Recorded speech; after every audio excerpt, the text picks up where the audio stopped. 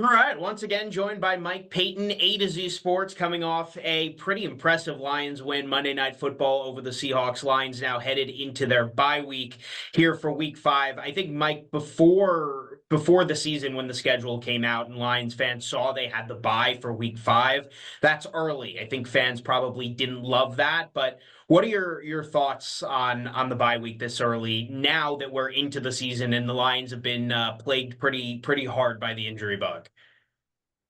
I think you'd still probably love to have it a little bit later, but with Frank Ragnow and the partially torn pec, that's a huge piece of the offense. So getting him back potentially after this week break is huge, and I think he should be ready to go. I mean, he wanted to play on Monday. They had to basically force him not to play. That's just kind of guy he is. But they should also get Christian Mahogany back as well. He'll come off the NFI, and then maybe even Broderick Martin will join in as well. They were a little less optimistic about him last week, but there's still some guys that need to come, and they're going to be a little later down the line with Barnes and Melifonwu, and we'll see when those guys are back. But yeah, I mean, this is a good time to just kind of get ready, get healthy, and be ready for a very long little stretch here. I think, though, the team has to be feeling good headed into the bye week coming off that win Monday night. Let's start with the offense because it felt like through the first couple weeks of the season, we saw the potential at times, but we didn't see it over the course of a full game. And it felt like we finally did on Monday night. I mean, Jared Goff was phenomenal. The rest of the offense played lights out pretty much the entire night. Just what did you see from the offense on Monday night that maybe we hadn't seen through the first couple weeks of the season? Yeah, they were able to show some balance. And I think that's kind of been the thing that they've struggled with so far this season, where one game they're running well, but they're not passing well. And then another game they're passing well, but they're not running up to the, what you would expect for them. And this game they were just moving at will downfield. And the Seahawks are not a bad defense by any stretch. They're eighth in defensive DVOA. They're one of the best defenses in the league, and the Lions were still able to put 42 points up against this group. So I think this is, only going to get better as they continue to get Laporta more involved. He's still kind of dealing with that sprained ankle, but I think he showed some really good stuff in this game. And then Tim Patrick, who we've been waiting to see more of, and he had 2 big catches for 20+ yards in this game. And I think once they can continue to include him in the offense even more, it's just, I mean, they're going to have so many weapons. It's almost, who do you stop? Where do you go? What do you do? And then from Goff, was this the best game that you saw for an entire 4 quarters from him in a Lions uniform? I mean, almost 300 yards, 18 for 18, first quarterback in NFL history to throw more than 10 passes in a game and have a perfect completion percentage. Yeah, that's like, it's really hard to do. And I know a lot of people will bring up some of the other guys that have, kind of come into games maybe late or started a game really well. This is 4 quarters of perfection. This does not happen every day. And I know that, some people will be like, well, hey, a lot of those maybe were screens or shorter passes, but hey, is the ball progressing down the field? That's all that matters. And I think you saw that. And you did see Goff take some shots with the Jameson Williams and throwing into windows. He had a really great small window pass to Amon-Ra St. Brown. This was a really good performance from Jared Goff.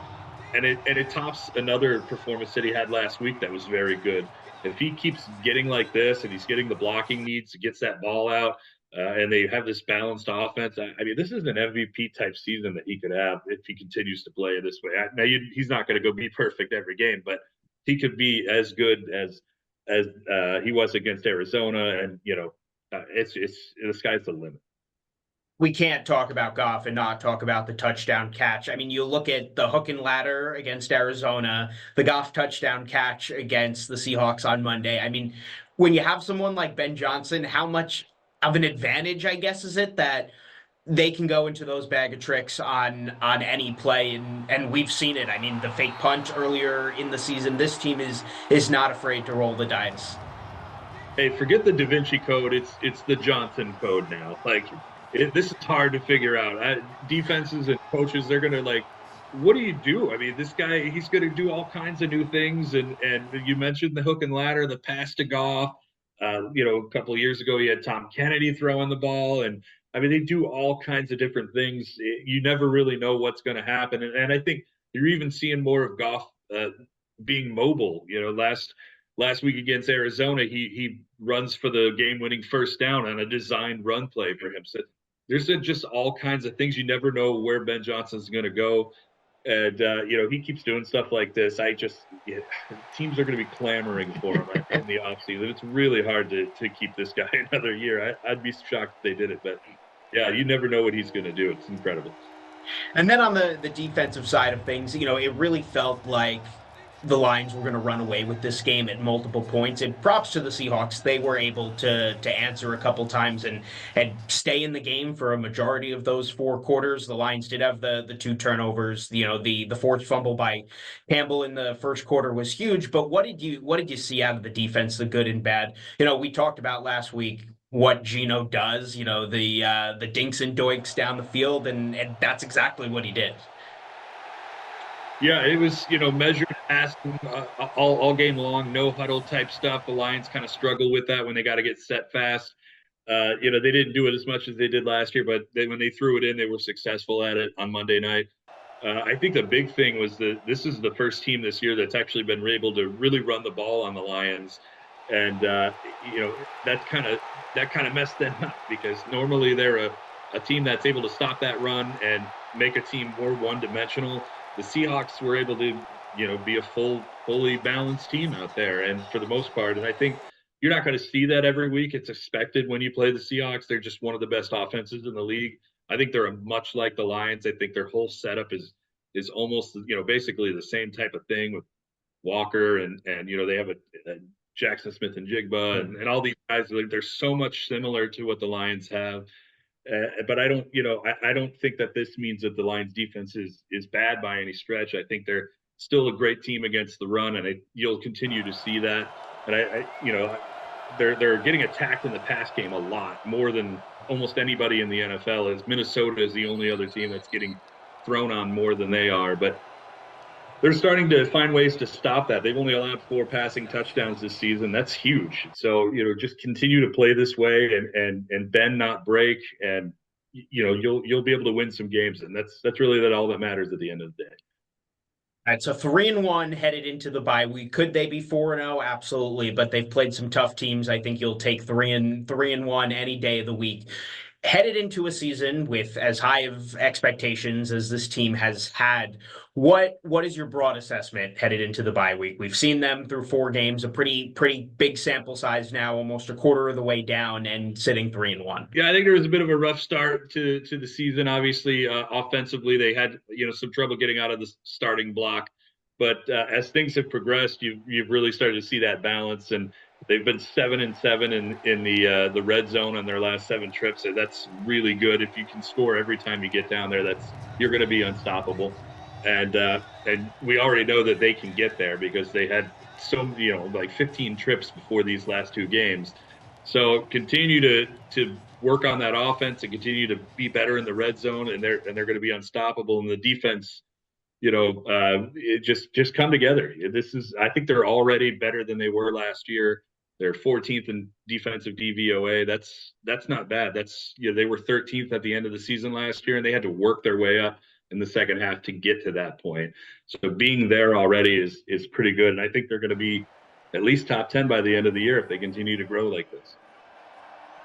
Is there a big weakness through the first 4 games that you might have noticed that maybe was a surprise or something you think they really need to patch up here during the bye week?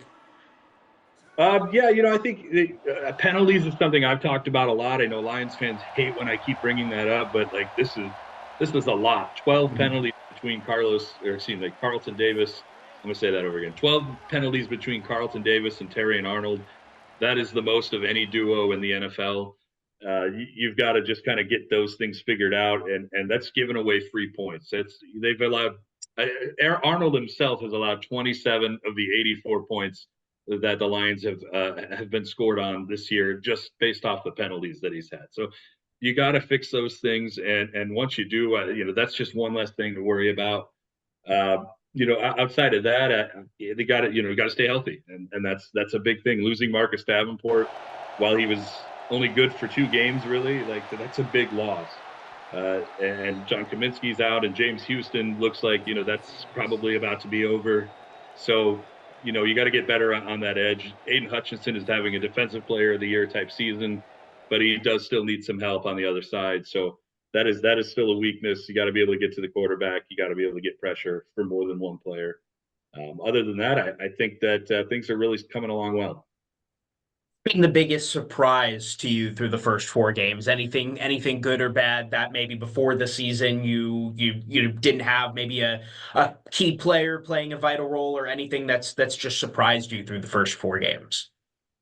Yeah, I'm going to bring up Tim Patrick again because during the offseason, that was kind of the big thing was the Lions struggled to find an X receiver or that third guy after Josh Reynolds left. They really wanted to keep him, but he wound up going to Denver for more money, which, hey, good for you, man.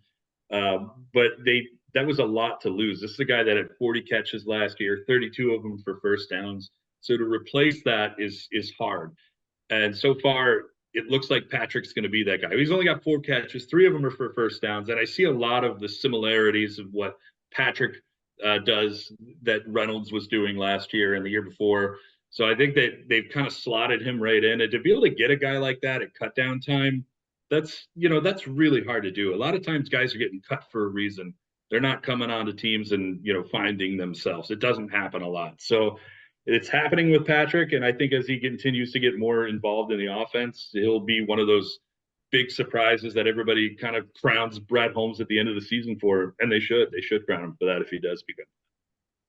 All right, so we have about a quarter of a season, a little less, but about a quarter of a season sample size. We talked about during our first week that the Lions are probably the favorites to win the NFC. Now that we've seen the Lions and we've seen everybody else, maybe the Eagles aren't as good as people thought, maybe the Cowboys aren't as good as people thought. Niners are good, but they're banged up. I don't know what the heck is going on in Minnesota. Do you still see the Lions as the NFC favorite now through about a quarter of the season? Absolutely, yeah. Like I said, if you continue to play that offense the way that you did on Monday or against Arizona, that they're going to be the highest scoring team in the league, and they're already pretty close to it. And that defense keeps getting better, and even if they're just a middling defense, a 14th or 15th ranked defense, that's just so much better than what they had last year. I honestly think that this is a Super Bowl caliber team, and that'll continue to show as the year goes on. Right, still plenty of season to go. Lions head into the bye week. Mike Payton, you can see all his stuff on AtoZ Sports. Plenty of good content here during the bye week. And Mike, we'll talk to you next week before the Lions head to Dallas to take on the Cowboys. We'll see you then. Thanks.